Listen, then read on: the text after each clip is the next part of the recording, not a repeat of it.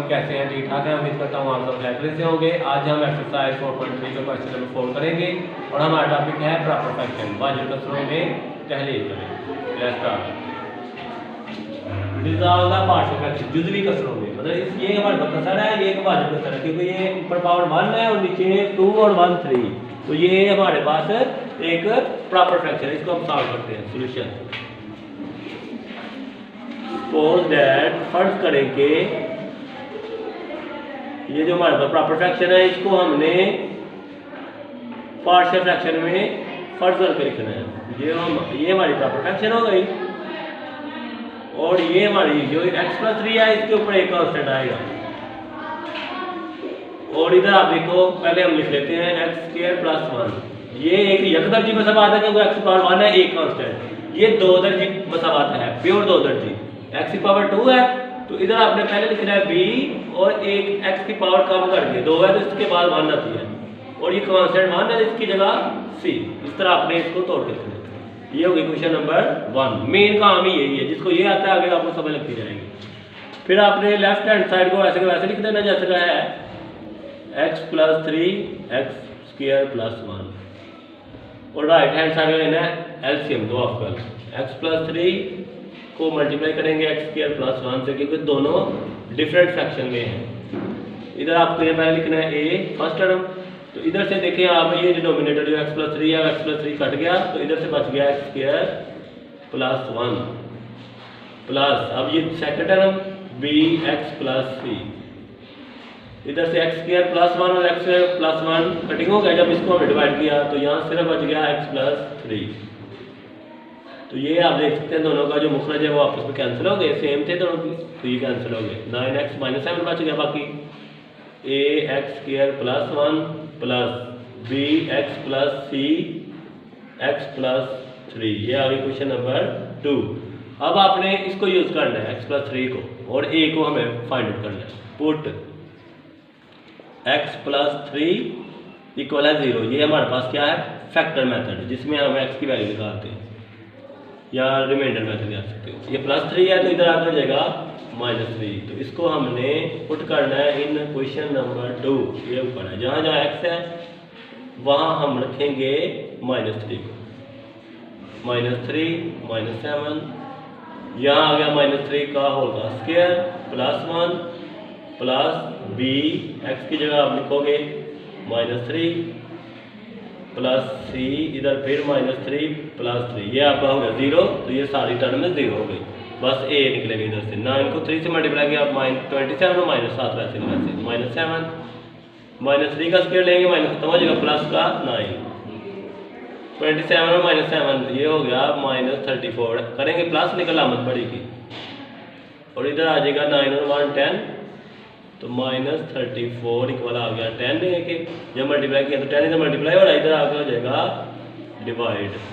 तो हमारे पास इसको भी कटिंग कर सकते हैं, 2 17 टाइम 34 2 5 टाइम, तो a की वैल्यू हमारे पास आ गई -17/5।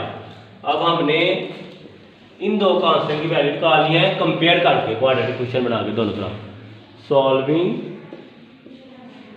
अगेन क्वेश्चन 2, मसावात नंबर 2 को दोबारा हल करने, पहले इसको हम लिख लेंगे 9x - 7 ax² + 1 plus bx + c x+3। अब इसको हम करते हैं सॉल्व।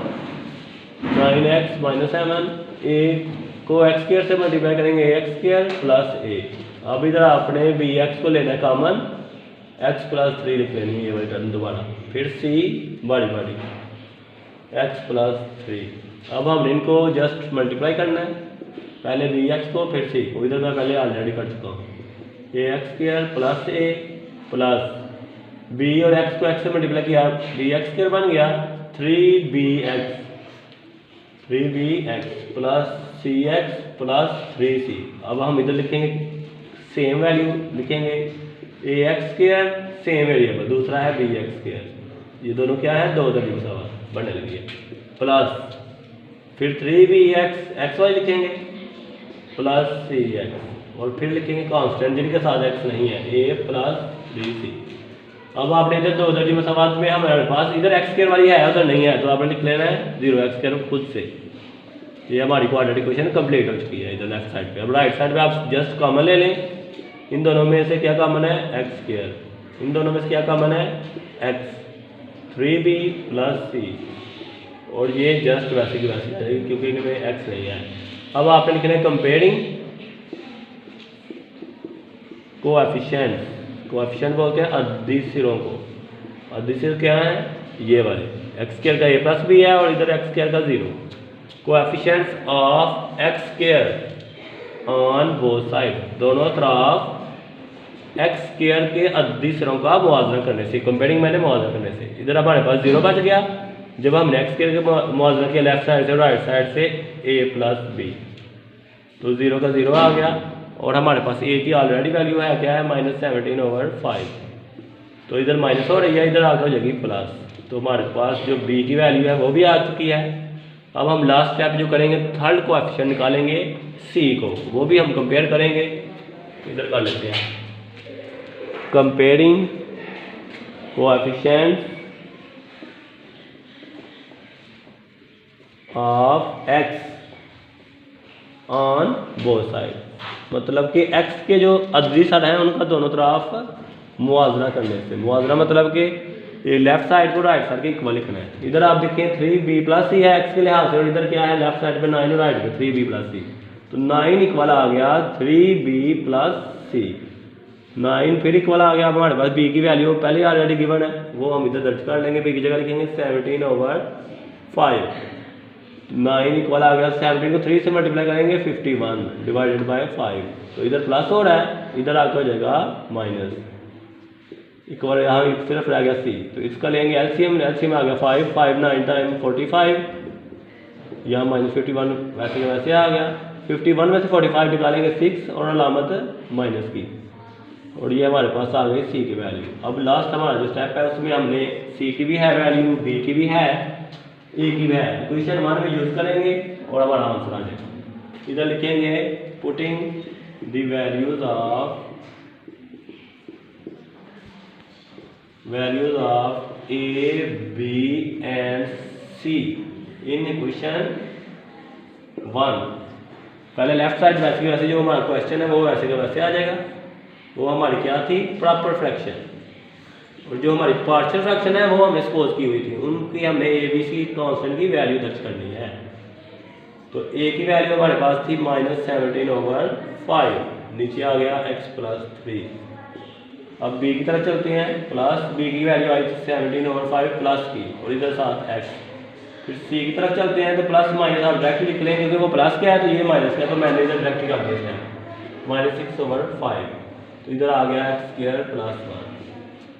इधर आप एक स्टेप और करते हैं, -17 ये 5 जो है ऊपर था वो नीचे आके मल्टीप्लाई हो गया, प्लस इधर आपने एक स्टेप ज़्यादा करना है, एलसीएम लेना, दोनों सेम है, ऊपर आ गया 17x -6 और नीचे आ गया x square plus 1, -17/5 x plus 3 plus 17x -6, और ये जो 5 मल्टीप्लाई हो रहा है नीचे आके हो जाएगा मल्टीप्लाई। ठीक है, ये हमारा आ गया आंसर। ओके गाइस, कैसा लगा आपको मेरा लेक्चर? अगर आपको मेरी वीडियो पसंद आई हो तो वीडियो को लाइक, कमेंट्स और शेयर कीजिएगा, और अगर चैनल पे फर्स्ट मरतबा आए हैं तो चैनल को सब्सक्राइब करना मत भूलिएगा, और मेरी वीडियो को एंड तक देखिएगा, स्किप बिल्कुल मत कीजिएगा, और दुआ में बहुत याद रखिएगा। अल्लाह।